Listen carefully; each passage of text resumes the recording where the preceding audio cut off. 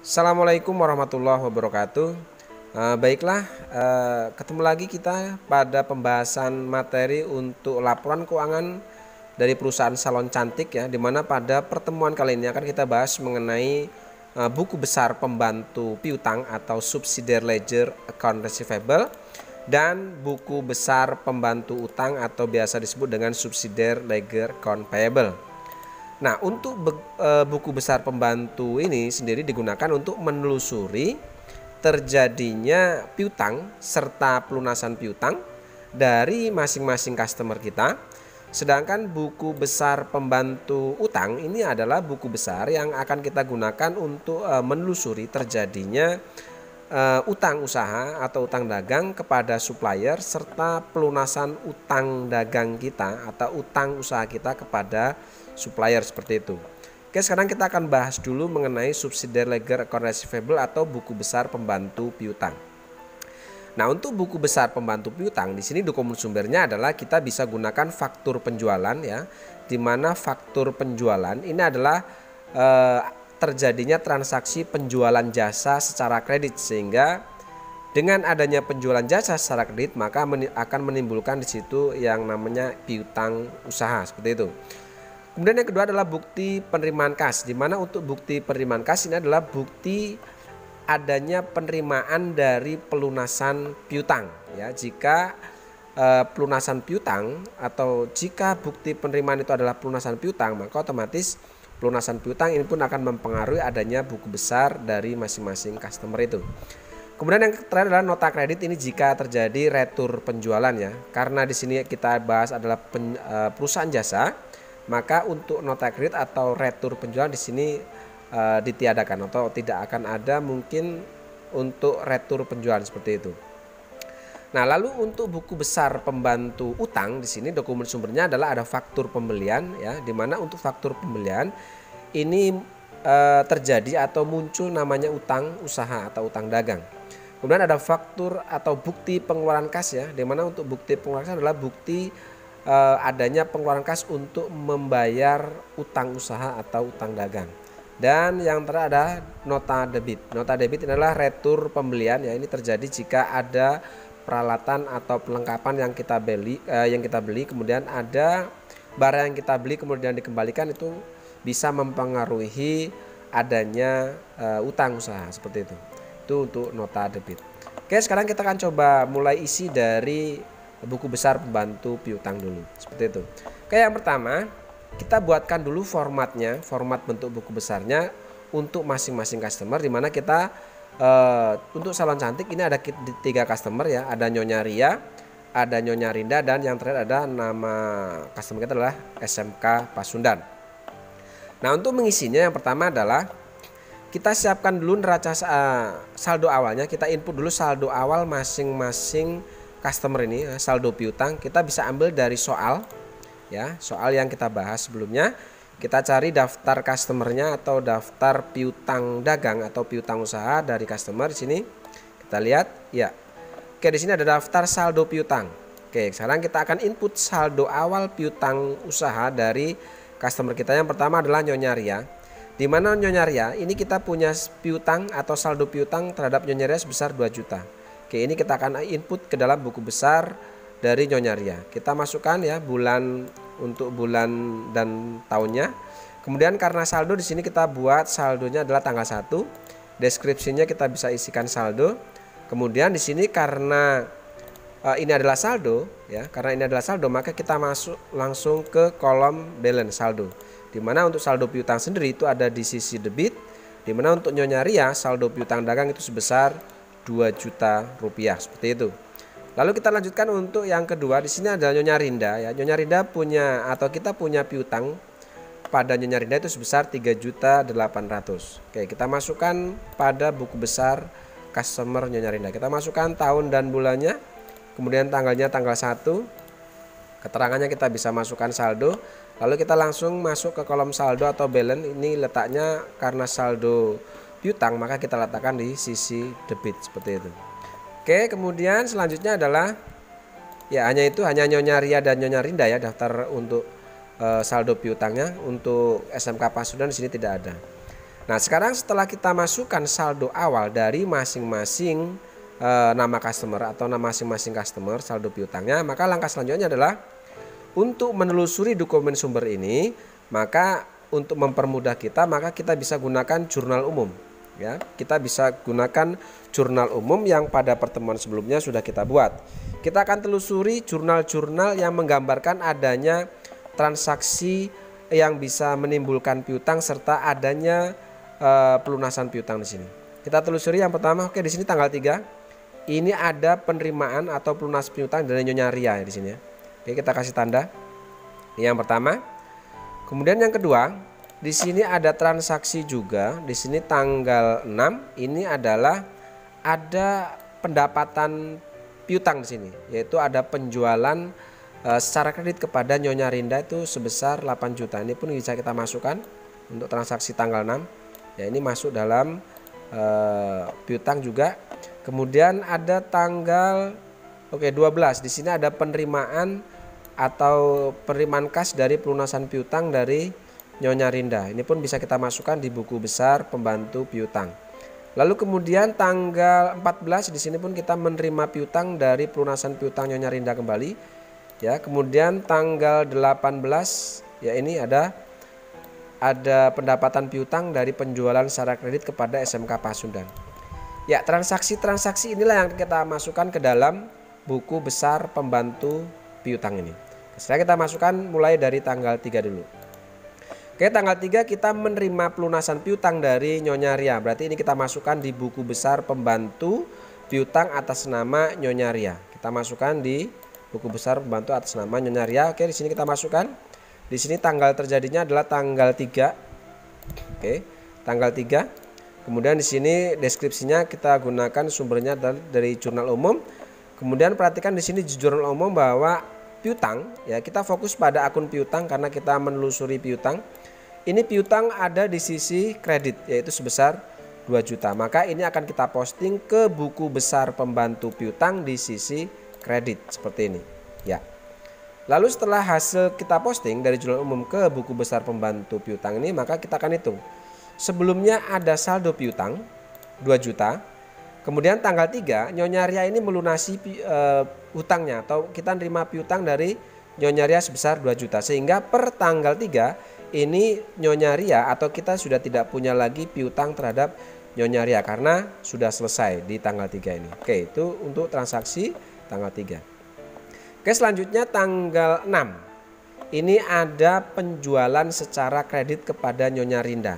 Yaitu di sini account receivable menunjukkan 8 juta. Ya, ada pendapatan piutang dari penjualan secara kredit kepada Nyonya Rinda itu 8 juta. Oke, sekarang kita masukkan ke buku besar pembantu piutang atas nama Nyonya Rinda. Oke, kita masukkan tanggal 6.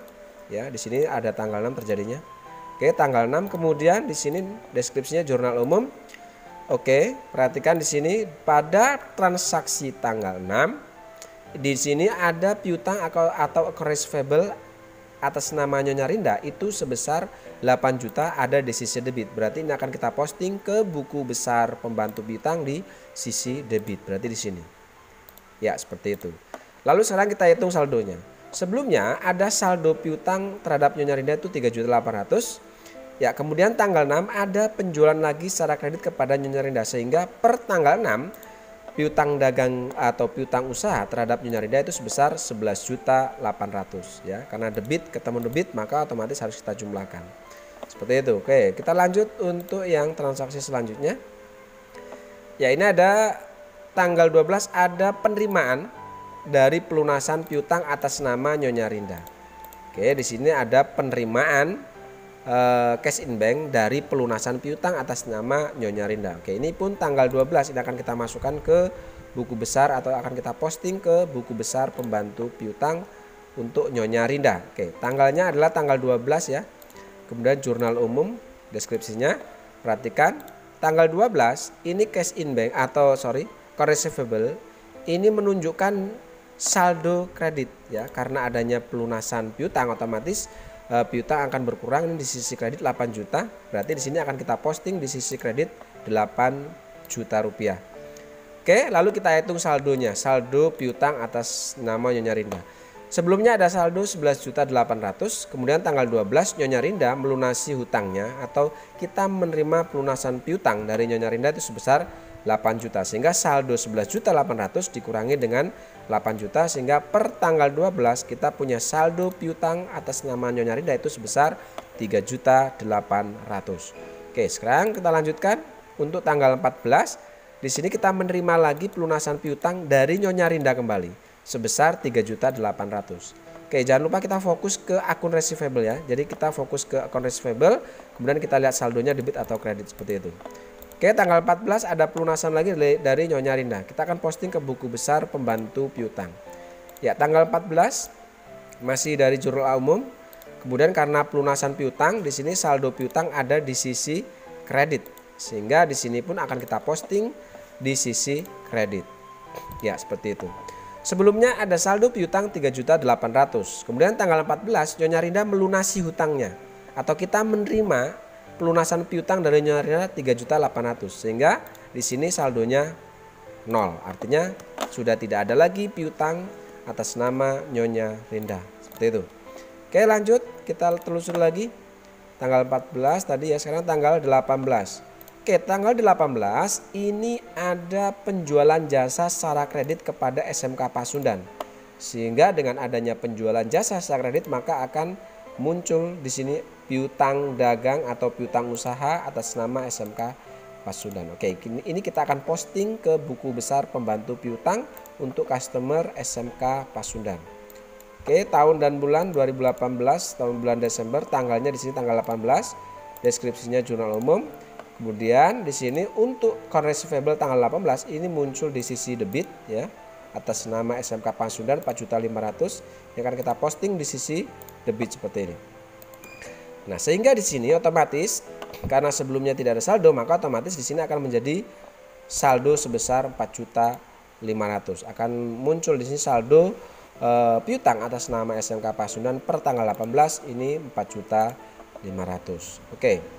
Saya rasa di sini untuk catatan receivable selesai. Ya, berarti buku besar pembantu piutang di sini dianggap sudah selesai ya. Jadi Nyonya Ria di sini saldonya piutang habis, artinya sudah tidak punya utang lagi ke kita. Kemudian atas nama Nyonya Rinda pun habis dan di sini untuk SMK Pasundan menyisakan piutang itu sebesar saldonya 4.500.000 seperti itu. Ya, ini adalah buku besar pembantu piutang. Oke, sekarang kita akan coba mengerjakan buku besar pembantu utang. Ya, caranya masih sama seperti tadi. Yang pertama adalah kita buatkan dulu format buku besarnya dari masing-masing customer. Ya, di sini kita punya 3 customer yaitu PT Paragon, ada PT Martina dan yang terakhir adalah PT Mitra Jaya. Ini adalah nama-nama supplier, Ya, ini adalah nama-nama supplier kita. Nah, setelah itu kita akan coba masukkan masing-masing saldo awal, saldo utang dagang kita kepada masing-masing supplier ini. Oke, sekarang untuk saldonya kita bisa lihat di daftar saldo utang. Ya, ini berarti yang ini ya. Oke, di sini ada saldo utang atau kita masih punya utang kepada PT Paragon per tanggal 23 ini adalah 3.500.000. Kemudian PT Martina kita juga punya utang 1.500.000. Ini akan kita input sebagai saldo awal utang di buku besar. Oke, yang pertama PT Paragon. Kita masukkan di sini. Ya, bulan tanggal ya Desember 2018 karena saldo tanggal 1. Ini keterangannya bisa kita kasih saldo. Ya, karena di sini saldo 3.500.000 maka kita langsung ke kolom balance atau saldo. Itu sebesar ya di sini ada saldo karena utang ya, maka saldo normalnya adalah di sisi kredit seperti itu. Ya, kita letakkan di sisi kredit 3.500.000. Kemudian yang kedua ada saldo utang terhadap PT Martina yaitu 1.500.000. Kita masukkan ke sini. Ya, tanggal dan tahunnya, bulan tahun, tanggalnya tanggal 1. Ini keterangannya adalah tanggal saldo ya. Kemudian karena saldo kita langsung masuk ke kolom balance atau kolom saldo, kita letakkan di sisi kredit sebagai saldo utang yaitu 1.500.000. Dan PT Mitra ini kosong, kita tidak punya saldo utang kepada PT Mitra di sini ya. Di sini hanya dua supplier saja. Oke, lalu setelah kita masukkan saldo awal utang kita kepada supplier, maka langkah selanjutnya adalah kita akan coba telusuri transaksi-transaksi yang mengakibatkan munculnya utang dan transaksi-transaksi yang mengakibatkan adanya pelunasan hutang kepada supplier. Kita akan telusuri coba di sini. Kita lihat, oke, di sini ada tanggal 6 ya. Ya, berarti yang ini saya kasih tanda yang berbeda supaya membedakan. Oke, kemudian ada lagi di sini tanggal 9 ya, yang ini ya berarti ya. Ya. Ini ya. Untuk tanggal 9 ini ada pelunasan hutang ya, hutang kepada supplier kita. Kemudian di sini juga ada tanggal 10 ya, ini muncul adanya pembelian peralatan secara kredit ya kepada supplier Mitra Jaya, sehingga ini menimbulkan hutang. Ini pun akan kita catat juga ke buku besar pembantu hutang. Lalu kemudian ada lagi di sini tanggal ya 29, ini ada pembelian perlengkapan secara kredit kepada Mitra Jaya, sehingga ini pun akan mengakibatkan adanya hutang usaha seperti itu. Oke, selanjutnya kita akan posting adanya transaksi-transaksi ini yang menimbulkan munculnya hutang dan adanya pelunasan hutang. Oke, yang pertama kita akan coba posting yang tanggal 6 dulu. Oke, tanggal 6 ada pelunasan hutang kepada PT Paragon. Ya, ada pelunasan hutang kepada PT Paragon. Oke, karena yang kita bahas adalah buku besar pembantu hutang, maka kita akan fokus pada akun account payable-nya ini. Oke, di sini account payable ada di sisi debit. Oke, ada di sisi debit, ada pelunasan kepada PT Paragon. Berarti kita masuk ke buku besar pembantu hutang PT Paragon. Oke, kita masukkan tanggal 6 tadi. Oke, deskripsinya adalah jurnal umum. Kemudian di sini lihat untuk account payable ada di sisi debit 3.500.000. Berarti kita letakkan atau kita posting di sisi debit seperti ini. Oke, lalu kita akan hitung saldonya.